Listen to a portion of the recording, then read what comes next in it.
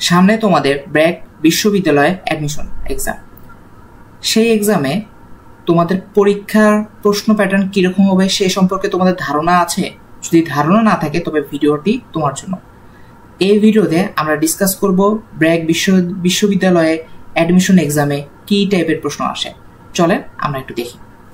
এখানে একটা প্রশ্ন দেখতে পারতেছেন, সেটা হচ্ছে কি কার্বনের পার্সেন্টেজ দেওয়া, হাইড্রোজেনের পার্সেন্টেজ দেওয়া। বলতেছে যে এই যে হাইড্রোকার্বনটা আছে সেই হাইড্রোকার্বনের ফর্মুলাটা বের করতে হবে। এই ফর্মুলাটা বের করার সিস্টেমটা কি আসে দেখি।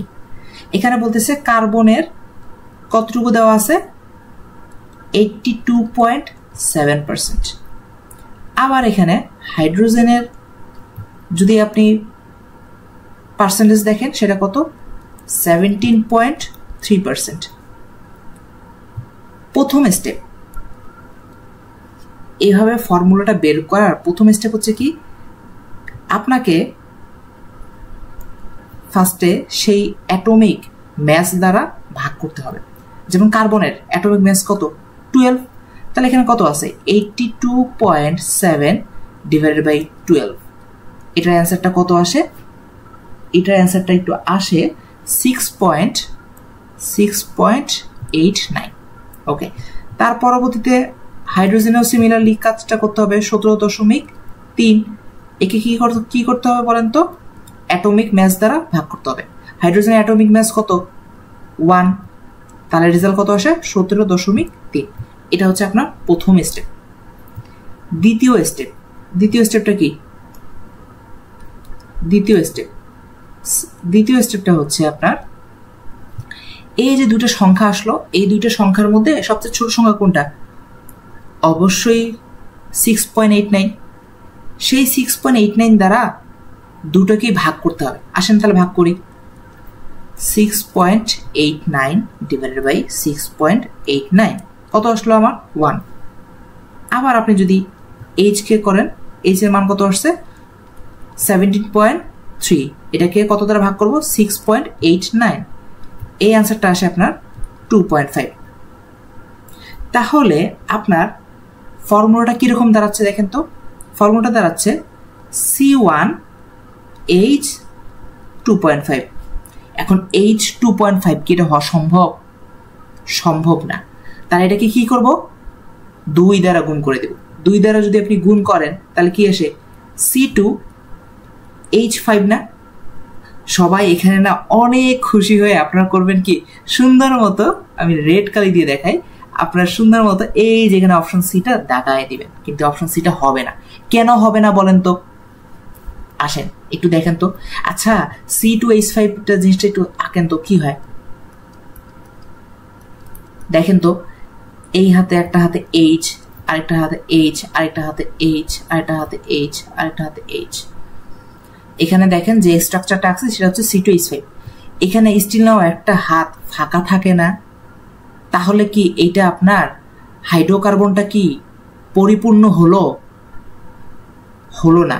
আপনারা যারা এই অ্যান্সারটা দেখে C2H5 দিবেন তারা কি করবেন, আন্ডা পাবেন।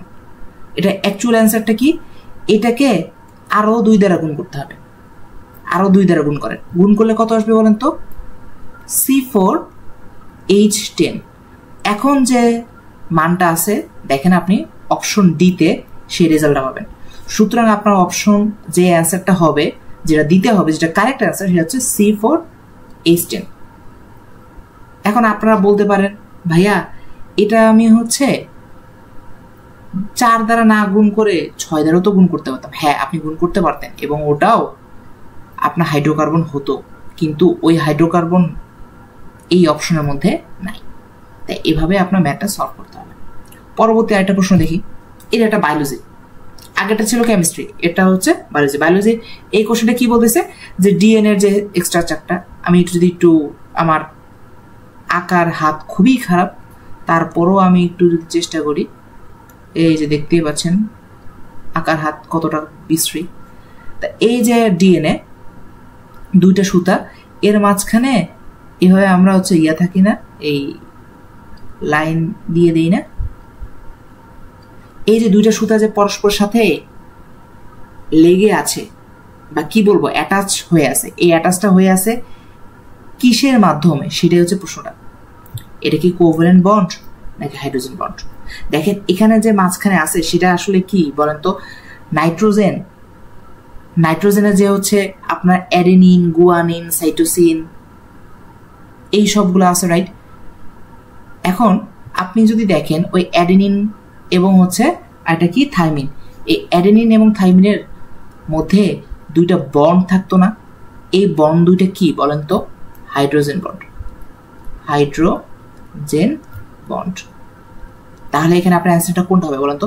এখানে দেখেন হাইড্রোজেন বন্ড এটাও আছে এখানেও আছে, বাট এটা কি বলতেছে? Sugar molecule. সুগার মলিকিউল কোথায় থাকবে?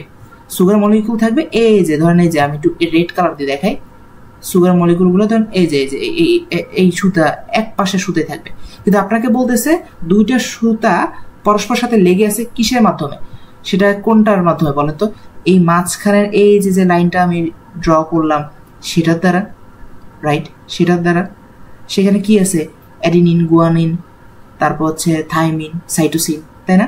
এখন ওদের মাঝখানে কি বন্ড আছে? হাইড্রোজেন বন্ড আছে। এই অ্যাডিনিন, গুয়ানিন এটা কি বলেন তো? Nitrogen base. এটা হচ্ছে নাইট্রোজেন বেস। সুতরাং আপনার অ্যান্সার হবে কি? হাইড্রোজেন বন্ড কাজ করতেছে এবং কাদের মাঝে? সেটা হচ্ছে নাইট্রোজেন বেসের মাধ্যমে। সুতরাং অ্যান্সার আপনার হচ্ছে অপশন সি।